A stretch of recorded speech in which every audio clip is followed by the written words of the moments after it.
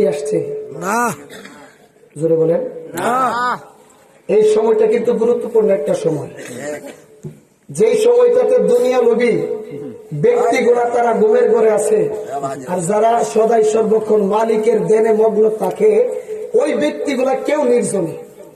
কারণ আমাদের নষ্ট সমাজে কিন্তু ওই কামেল ব্যক্তিগুলা সেই সুখ পাই নাই বিধে তারা জঙ্গলে যায়, জঙ্গলের মধ্যে গিয়া ওই নষ্ট সমাজের মানুষগুলা একবার ধ্বংস করে আসছে। একটা মানুষ যে মুরাকাবা মুশাহাদা ধ্যান মালিককে সাধনা করবে ওই জায়গাটা পর্যন্ত তারা খুঁজে পায় না।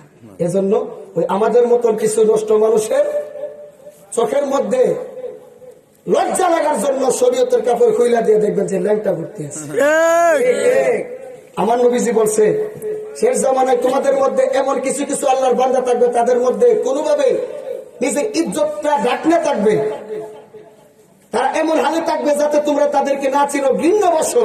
ওই যে বলছে ওরা তুমি যদি ভিন্ন বসো আমি জিয়ন্তে হই মরারে ওরে আসি সে বিনে প্রেমী পটে গাতে মিলে গো তরিকার ভাই প্রেমিক বিনে প্রেম করেছে এই ভক্তরা গণিসার রসনে হাইব দয়ালে রসনে ওরে গণিসা যে কেমন প্রেমিক জানে তাহার ভক্তগণে ওরে আসে সে জানে। বাবা প্রেমের কথা যদি বলতো হি প্রেমিক ছাড়া প্রেমের কথা বলা যাবে? যে প্রেম বুঝবো না তার কাছে প্রেমের কথা বললে। এক ইমাম সাহেব তাহাজ্জুদের ওযু করতে গেছে পুকুরের এক পারে। ওই পারে জোরে বলেন কষ্ট লাগতেছে না। আরেক আল্লাহর বান্দা সারা রাত্র চুরি কইরা আরেক পারে গেছে গোসল দেওয়ার জন্য। ইমাম সাহেব গেছে ওযু করতো আর সুরাই বেড়াই গেছে গোসল করতো। তো আমি যেমন অন্যকে দেখলাম তেমনই মনে করি, ঠিক না? হুজুরে বলতেছে হারে আল্লাহ কত শান্তিতে আমার রাখছে, দেখছো এই আল্লাহর বান্দাটা এই শীতের মধ্যে কাপড়ও নাই তারপর আল্লাহর ইবাদত করতেছে, তারপরও সে আল্লাহকে ডাকতেছে।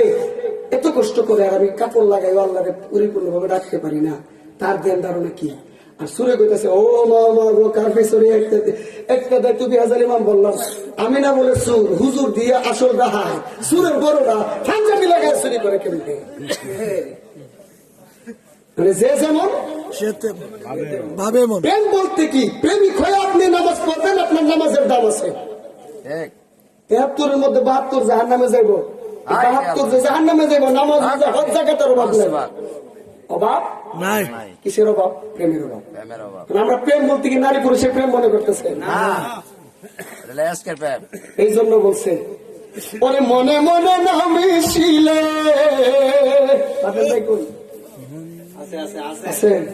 মন দিও না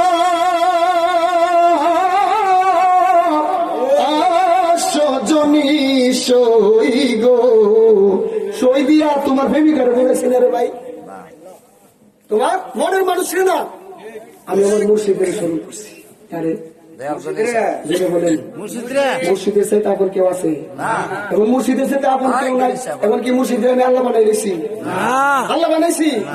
পীরের বাড়িতে এমন গোপন সুন্নত, গোপন সুন্নত। আমি যদি যিনি মুর্শিদ তিনি কথা এটা তো আমিও তো দেখছি না।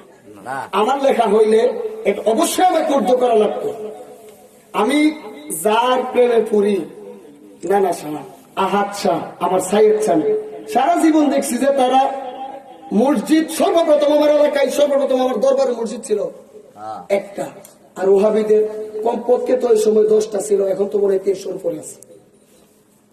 আমার দরবারের ব্যক্তিগুলা যদি নানা সারে খুদা মনে করতো, আমার দাদা বা আমার দাদারে যদি আমার বাবা খুদা মনে করতো, আমি যদি আমার মুর্শিদ সাইয়েদ শাহরে খুদা মনে করতাম, 24 লক্ষ টাকা খরচ করে দরবারের পাশে মসজিদ বানাইছি।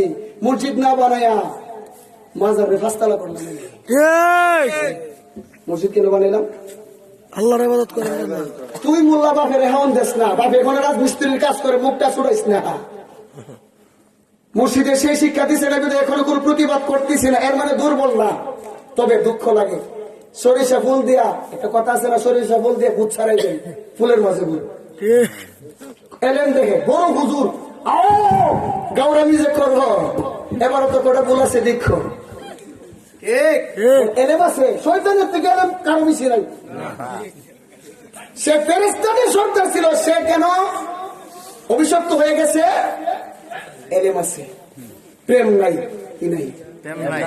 হে যদি ওই দিন শয়তান আদমরে সেজদা মারতো, সে কি অভিশপ্ত হইতো না?